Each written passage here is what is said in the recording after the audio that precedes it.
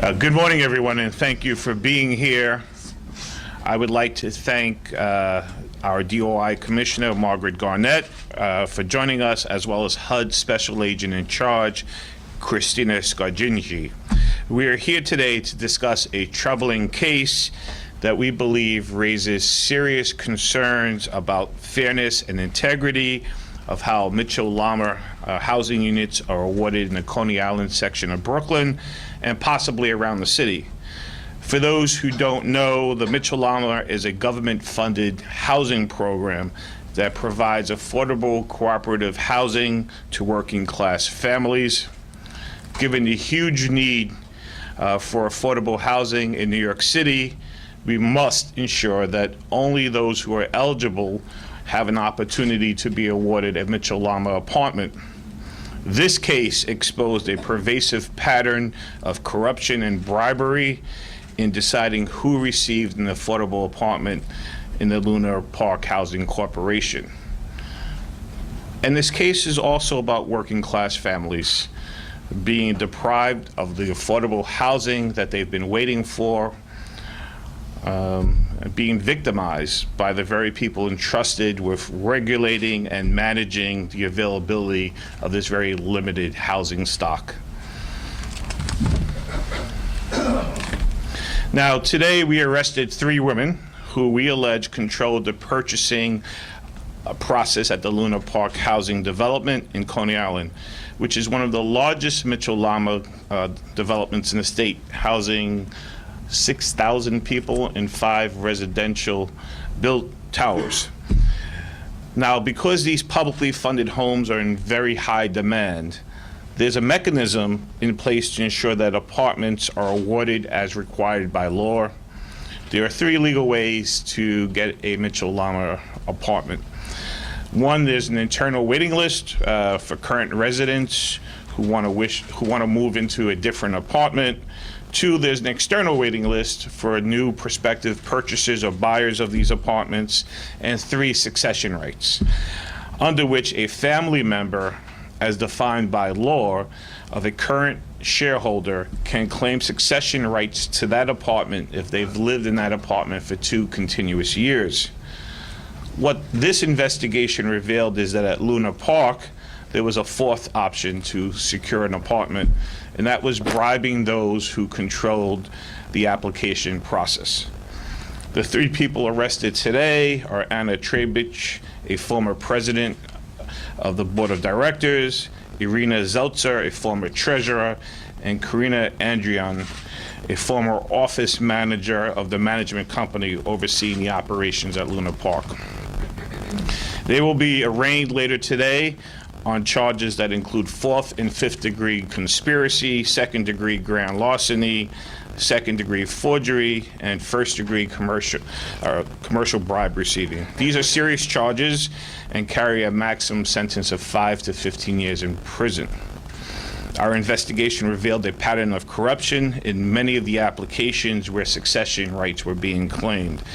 We allege that the 3 defendants corrupted the normal process and pocketed hundreds of thousands of dollars in bribes by allowing unqualified applicants to secure apartments in Luna Park.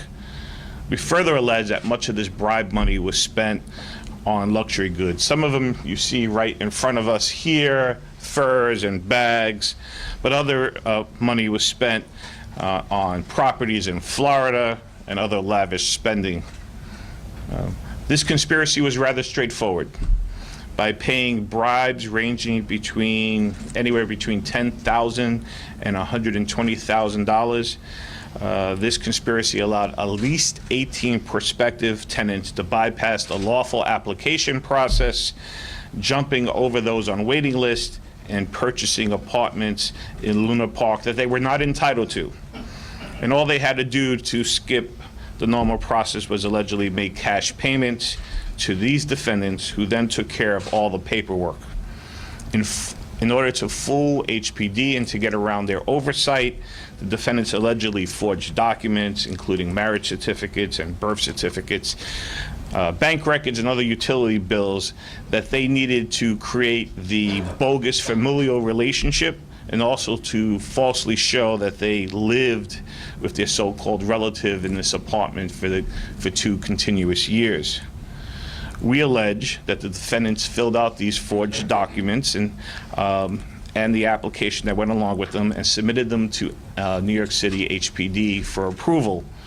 HPD, relying on the management company of Luna Park, routinely approved these fraudulent documents and then thereby approved the application. So I'm going to show you a couple of examples to illustrate how this scheme worked. If you look at the screen, you're going to see 2 marriage certificates that are associated for what we have deemed apartment number 3. On the left is the original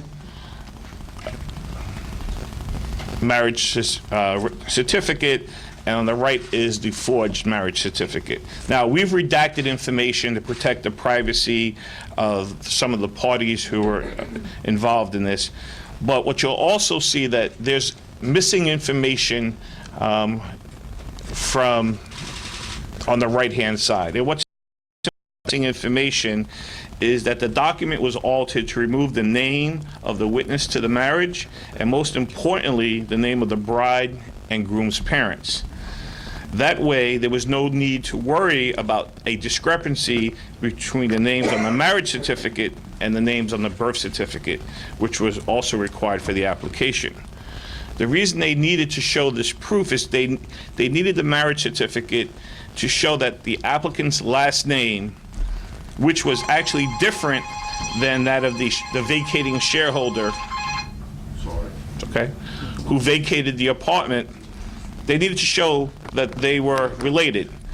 And they were claiming on this application that they were sister and brother, so they had to show that her maiden name matched his name, and so they forged it.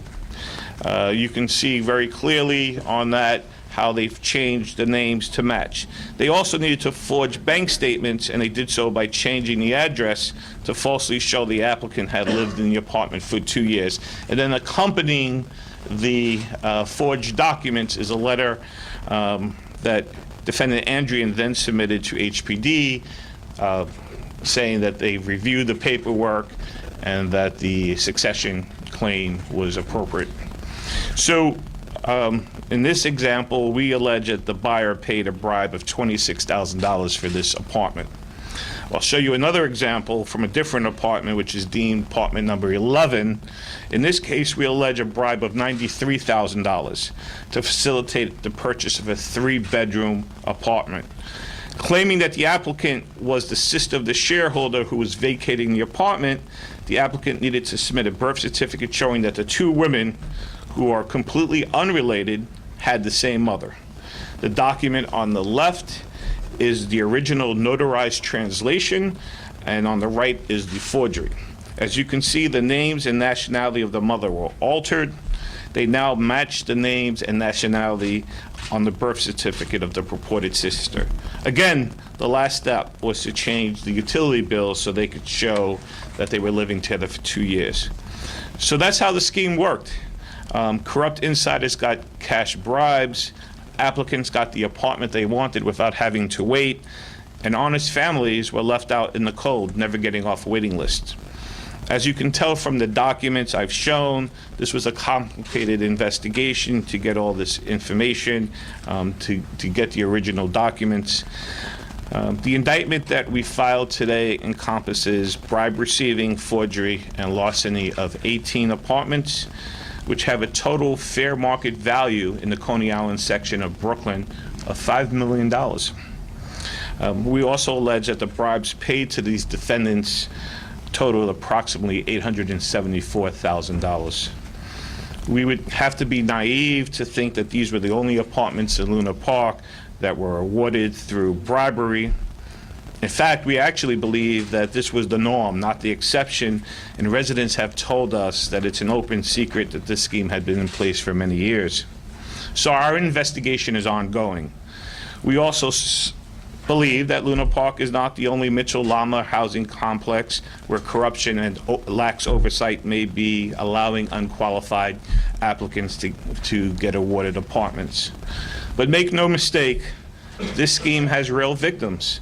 Untold numbers of hard-working families are deprived the affordable housing that they've been waiting for, and meanwhile, the taxpayers are subsidizing housing for people who do not qualify. Affordable housing programs can only achieve their stated goals when they're administered in fair and honest ways and have meaningful oversight.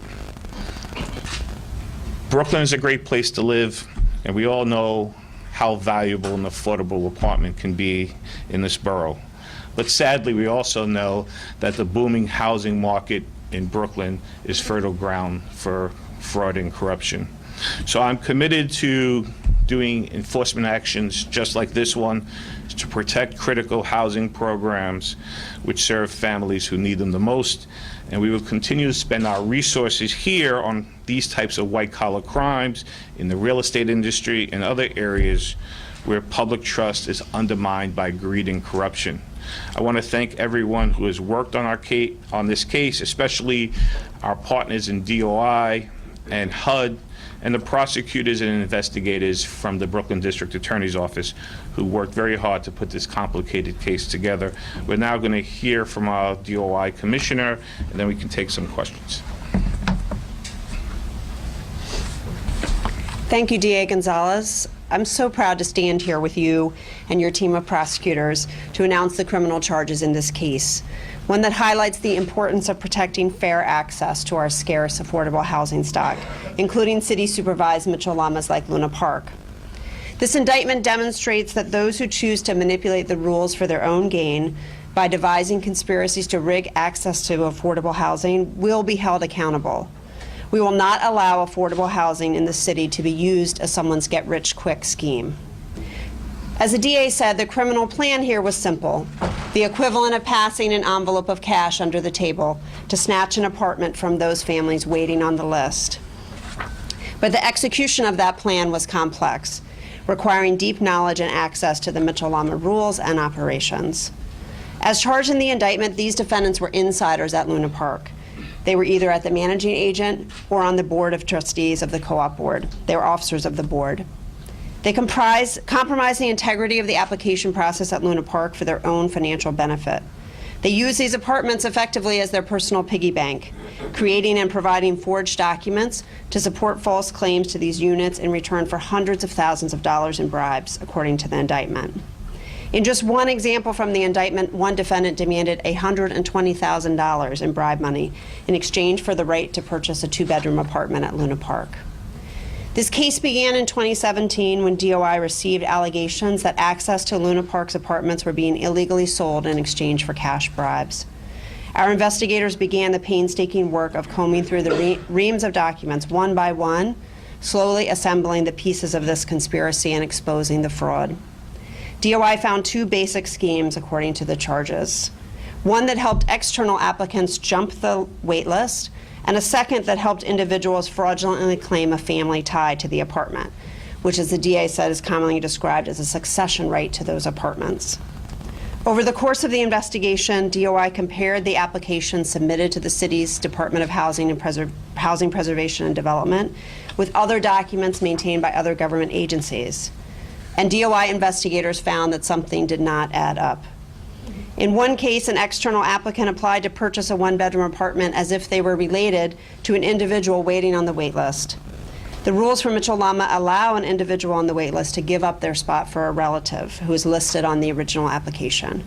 In this case, an employee of the management company provided a bogus application from 1992 that made it look like the new applicant was related to the person on the wait list.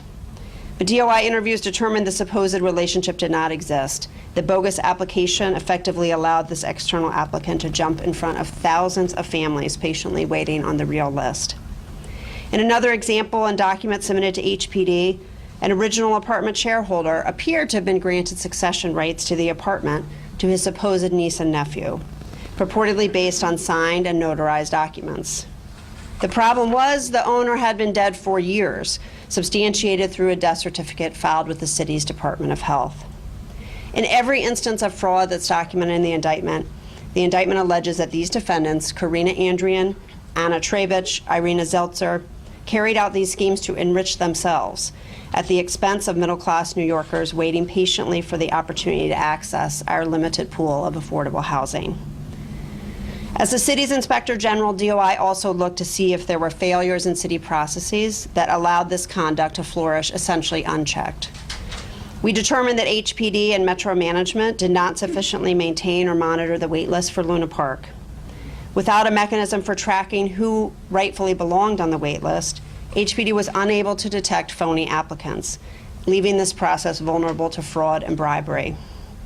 DOI will be issuing recommendations to HPD to close the corruption gaps exposed during this investigation, including recommendations that will strengthen HPD's oversight of the application process. Now that the indictment has been unsealed, those discussions with HPD can move forward.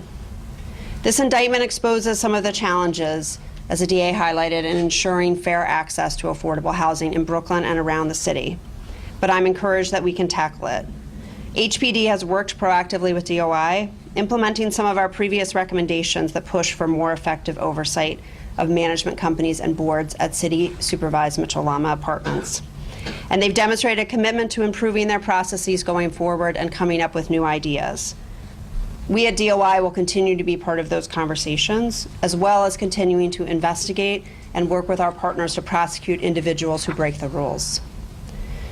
At a time when the city continues to face a shrinking inventory of affordable housing, it is essential that we preserve access to our existing stock of affordable apartments for New Yorkers who meet the eligibility requirements and have patiently waited for their turn. It takes all of us doing our part to accomplish this. DOI, along with the Brooklyn District Attorney's Office, remains committed to doing our part. And in that vein, I want to remind everyone listening, if you suspect wrongdoing involving affordable housing, please report it to DOI at 212-3-NYC-DOI. New Yorkers are one of our best sources for information. In closing, I'd like to thank our great partners at the Brooklyn District Attorney's Office, its detective investigators, and the dedicated team of prosecutors who worked this case with DOI. Specifically, Senior Assistant District Attorney Vivian Young-Ju, Senior Assistant District Attorney Teresa Robitaille, under the supervision of the Chief of Organized Crime and Rackets, Chris Blank.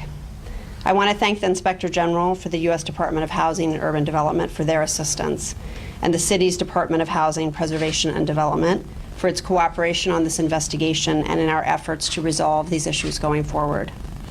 Finally, I would especially like to thank our hardworking team of DOI investigators, specifically Assistant Inspector General Maria Horvat, under the supervision of Deputy Inspector General Mike Antolini, Senior Inspector General Jessica Hegan, Associate Commissioner Jay Flaherty, Deputy Commissioner Dom Zarella, and First Deputy Commissioner Dan Court. And I'd like to thank DOI's NYPD Detective Squad for its outstanding work on this case. Thank you so much. Thank you, Commissioner. Any questions? Yes, in the back. Wants to weigh in. I mean, you talk about Mitchell-Lama as growth of this case of Luna Park, but frankly, co-ops in general are notorious for having some of these sort of questionable sort of subterfuge systems in place, illicit ways of obtaining apartments. Do you think this illustrates a need for stronger oversight of Mitchell-Lamas and/or of co-ops in general, in the form of new legislation and new regulations? I'm going to let our commissioner talk about oversight. So I don't know about legislation, but I think we are actively working with HPD. I think there's no question that there is greater need.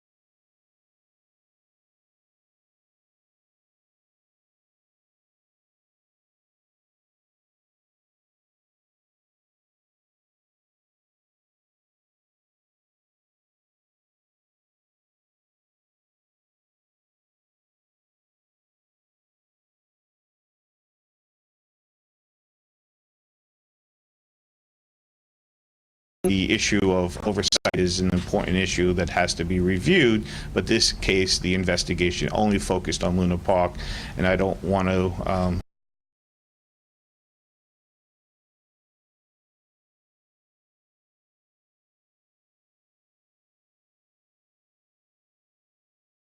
on the complexes, both in Brooklyn and the other five. we don't comment on ongoing investigations and what we're doing with those. We're aware that the problems that existed in Luna Park likely exist in other places. How long is the waiting list for these apartments? So the waiting list at Luna Park has thousands of families, and some of those lists go back to the early 1990s. There are people who applied in the 1990s that still have not received apartments. Decades. And you said 2 people at HPD handle all of these apartments for the city. How is that even possible? That's how they do this. That's a good question. Yes. Is there any look, I'm sorry. Go ahead. Any look at HPD to see if anybody there got bribes as well?